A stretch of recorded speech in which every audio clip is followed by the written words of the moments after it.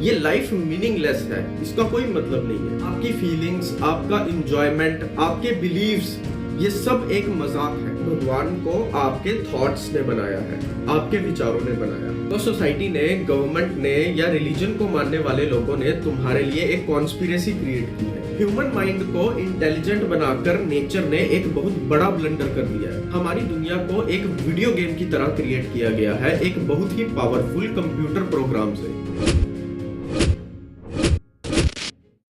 तो भाई एक सवाल है, क्या भगवान ने तुम्हें बनाया है या तुमने भगवान को बनाया है? अपने माइंड में, अपने आइडियाज में। क्या भगवान सच में एग्जिस्ट करते हैं? अगर करते हैं तो किस फॉर्म में एग्जिस्ट करते हैं? सोचो वो पहला आदमी कौन होगा जिसने भगवान को पाया होगा, या यूं कहे इन्वेंट किया होगा। तो जब उसने भगवान को पा लिया होगा तो बाकी लोगों को भी बताया होगा कि मैंने भगवान को खोज लिया है। तुम भी पा सकते हो, बस भगवान पे विश्वास रखो और भगवान की पूजा करो। एक ना एक दिन भगवान तुम्हें जरूर मिलेंगे। इतिहास की बात करें तो एंशिएंट ग्रीक और सुमेरियन सिविलाइजेशंस में भगवान की एग्जिस्टेंस को माना जाता था। हालांकि उपनिषद में भगवान की एग्जिस्टेंस का जिक्र था कि नहीं, ये थोड़ा डिबेटेबल है। ओशो कहते हैं कि मुझे, तुम्हें, हम सबको नहीं पता कि भगवान सच में एग्जिस्ट करते हैं कि नहीं करते। मतलब भगवान है इस चीज का भी कोई साइंटिफिक एविडेंस नहीं है, और भगवान नहीं है इस चीज का भी कोई साइंटिफिक एविडेंस नहीं है। यानी भगवान का कंसेप्ट महज एक बिलीफ सिस्टम पे बेस्ड है। जो भी गॉडमैन या रिलीजियस पर्सन आपको बताते हैं कि भगवान है, हमने देखा है, और आप आंख बंद करके उन पे बिलीव करते हो। ओशो कहते हैं कि बिलीव मत करो, इन रिलीजियस पर्सन्स पे बिलीव मत करो, खुद ढूंढो, अपने अंतर मन में जाओ और खुद पाओ कि भगवान है कि नहीं। क्योंकि बिलीव करने से कुछ भी प्राप्त नहीं होगा, बस तुम एक गलत धारणा पे चल पड़ोगे, एक अंधविश्वास की ओर चल पड़ोगे। इसे एक एग्जाम्पल से समझते हैं। एक छोटा सा बच्चा दुनिया में आया,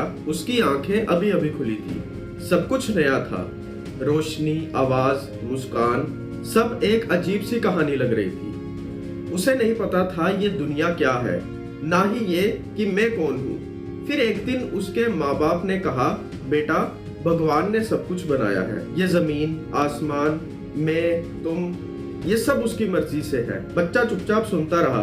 उसे जैसे सिखाया गया वैसे ही आइडिया उसके जहन में पैदा हुए। भगवान का आइडिया, एक ऐसी शक्ति जो सब कुछ देखती है, सब कुछ कंट्रोल करती है। उस बच्चे ने कभी भगवान को देखा नहीं, ना ही भगवान से कभी बात की, लेकिन उसने भगवान पे बिलीव करना शुरू कर दिया। क्योंकि बिलीव करने से ही उसे दुनिया को समझने में हेल्प मिली, उसे दुनिया समझ आई। उसके लिए भगवान एक सच्चाई नहीं बल्कि एक कंफर्ट जोन बन गया कि भगवान एग्जिस्ट तो करते ही हैं। तो भगवान एक ऐसी चीज है जिसे समझने के लिए कोई भी साइंटिफिक एविडेंस नहीं चाहिए, बस विश्वास होना चाहिए। देखा जाए उस बच्चे के साथ साथ ये हम सबकी कहानी है।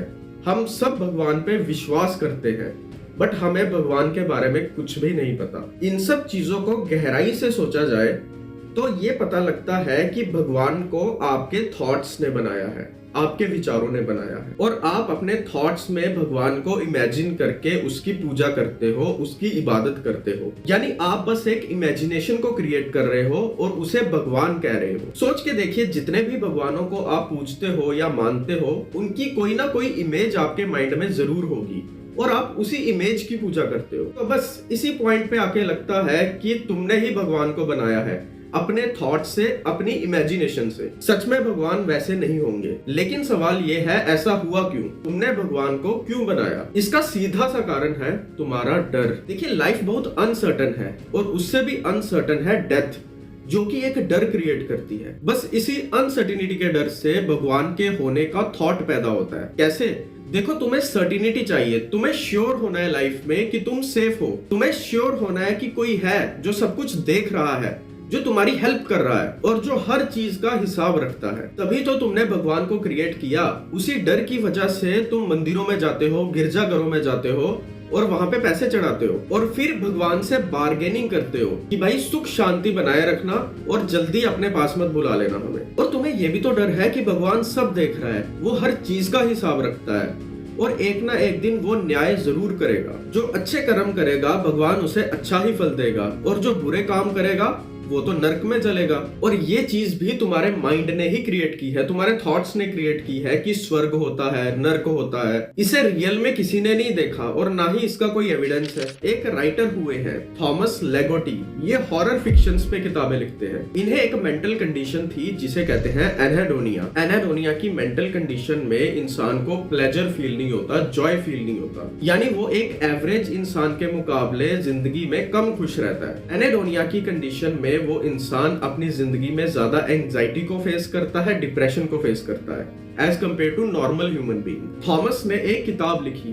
The conspiracy against human race. Thomas इस किताब में कहते हैं कि लाइफ का कोई मीनिंग नहीं है, लाइफ में कुछ पाने लायक नहीं है, लाइफ में कुछ करने लायक नहीं है, ये लाइफ मीनिंगलेस है, इसका कोई मतलब नहीं है। तो क्यों मैं अपने गोल के पीछे भागूं, अपनी जॉब के पीछे भागूं, क्यों लाइफ के सारे झंझटों को फॉलो करूं, जबकि एंड में जाकर हमें मरना ही है। थॉमस कहते हैं कि ह्यूमन कॉन्शियसनेस एक श्राप है, एक मिस्टेक है नेचर की। ह्यूमन माइंड को इंटेलिजेंट बनाकर नेचर ने एक बहुत बड़ा ब्लंडर कर दिया है। नेचर ने ह्यूमंस को एक ऐसी चीज दे दी है जिसकी ह्यूमंस को जरूरत भी नहीं थी। वो जानवरों की तरह रहकर रिप्रोड्यूस कर सकता था, इस प्लेनेट पे जी सकता था। बिना इंटेलिजेंट माइंड के भी ह्यूमन जिंदा रह सकते थे, पर नेचर ने बहुत बड़ी मिस्टेक कर दी ह्यूमंस को इंटेलिजेंट बनाकर। ये चीज क्यों दे दी ह्यूमंस को, जिससे वो अपनी एग्जिस्टेंस पे क्वेश्चन करने लग जाता है और इतने सारे सवाल पूछने लग जाता है कि ये दुनिया किसने बनाई, मुझे किसने बनाया और लाइफ का पर्पस क्या है। इन सवालों का जवाब किसी के पास नहीं है, किसी किताब में नहीं है, कहीं भी नहीं है। थॉमस कहते हैं इस दुनिया में जितने भी रंग दिखाई दे रहे हैं, जितना जॉय दिखाई दे रहा है, इमोशन दिखाई दे रहे हैं,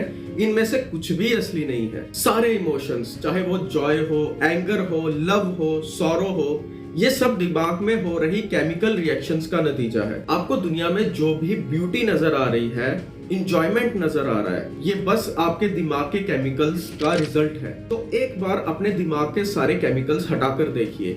ये जो सीरोटोनिन, डोपामिन, न्यूरोट्रांसमीटर्स हैं, इनको हटाकर चीजों को फील करने की कोशिश कीजिए, कुछ भी फील नहीं होगा। थॉमस के हिसाब से ये जो कुछ भी लाइफ में चल रहा है, ये सिर्फ एक कॉस्मिक जोक है। आपकी फीलिंग्स, आपका इंजॉयमेंट, आपके बिलीव्स, ये सब एक मजाक है। तो भाई इनका कहना है कि इस दुनिया में जितने भी बिलीफ सिस्टम्स हैं, जितने भी रिलीजन हैं, इन सब ने तुम्हारे खिलाफ कॉन्स्पिरेसी क्रिएट की है, तुम्हें झूठ भरोसा है और रियलिटी से या सच से बचाकर रखा है। मतलब तुम्हारा बिलीफ सिस्टम जो भी तुम्हें लाइफ का मीनिंग देता है या आफ्टर लाइफ का मीनिंग देता है, वो सच नहीं है। तो क्या किया गया, किया ये गया कि तुम्हें ऑप्टिमिज्म बेचा गया, तुम्हें बताया गया और एक इल्यूजन क्रिएट किया गया कि देखो लाइफ में बहुत अच्छी अच्छी चीजें हैं, लाइफ का कुछ पर्पस है, ये दुनिया भगवान ने बनाई है और भगवान ने तुम्हें किसी मकसद से भेजा है। तुम्हें बताया गया कि लाइफ में बहुत सी चीजें हैं जो तुम्हें लाइफ का मीनिंग दे सकती हैं, तुम्हें इंजॉयमेंट दे सकती हैं। तो सोसाइटी ने,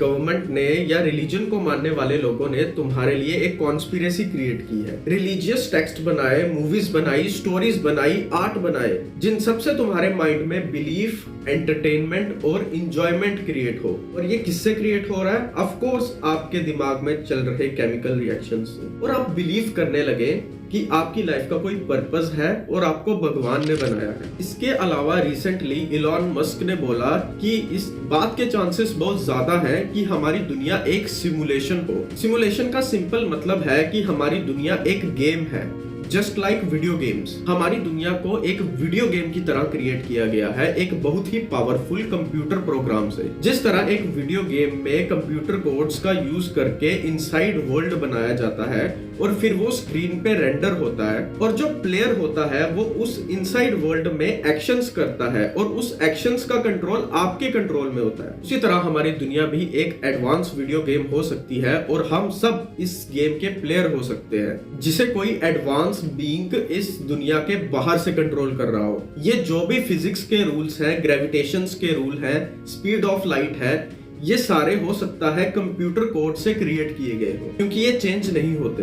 बट ऐसा क्यों है? इलॉन मस्क को ऐसा क्यों लगता है कि ये दुनिया सिमुलेशन है? देखिए इसके पीछे रीजन है। देखिए आने वाले टाइम में जब हम एआई से एजीआई की तरफ जाएंगे, एजीआई का मतलब है आर्टिफिशियल जनरल इंटेलिजेंस, ये एआई का डिसेंडेंट होने वाला है। तो एजीआई की हेल्प से हम शायद ऐसा सिमुलेशन बनाने में कामयाब हो पाए जो एकदम रियल जैसा हो, या यूं कहें रियल ही हो। अब खुद ही देख लीजिए पिछले 30 सालों में वीडियो गेम्स में कितनी सारी एडवांसमेंट आई है। तो पहले वो गेम आया करता था सुपर मारियो, या और बाकी सारे 2D गेम्स आया करते थे, और आज देख लो, आज वो VR वाले गेम्स आ रहे हैं जिसमें आपको सब कुछ रियल ही फील होता है। और क्या पता आने वाले टाइम में एक ऐसी सिमुलेशन बना दी जाए या ऐसी वीडियो गेम बना दी जाए जो कि एकदम रियल लगे। सो भाई इस बात की भी बहुत पॉसिबिलिटी है कि आपके इमोशंस, आपका बिलीफ सिस्टम्स या आपके जो एक्शंस हैं लाइफ के, ये सारे सिमुलेटेड हो और कंप्यूटर कोड से क्रिएट किए गए हों, और आपकी लाइफ के इवेंट्स जो है वो अलग अलग लेवल हो इस सिमुलेशन के। और हो सकता है कि जिसने ये दुनिया बनाई हो वो भगवान ना हो करके एक ऐसा एडवांस बीइंग हो जो हम सबको कंट्रोल कर रहा है और जो इस दुनिया को एक वीडियो गेम की तरह चला रहा है। तो भाई जो सवाल हम लेकर चले थे कि क्या तुमने भगवान को बनाया है या भगवान ने तुम्हें बनाया है, इस सवाल का जवाब इतना सिंपल नहीं है, या यूं कहें कि इसका जवाब किसी के पास भी नहीं है। तो भाई अगली वीडियो में हम इस सिमुलेशन थ्योरी को डिटेल में डिस्कस करेंगे। तो भाई चैनल को सब्सक्राइब करो, लाइक करो। जय हिंद।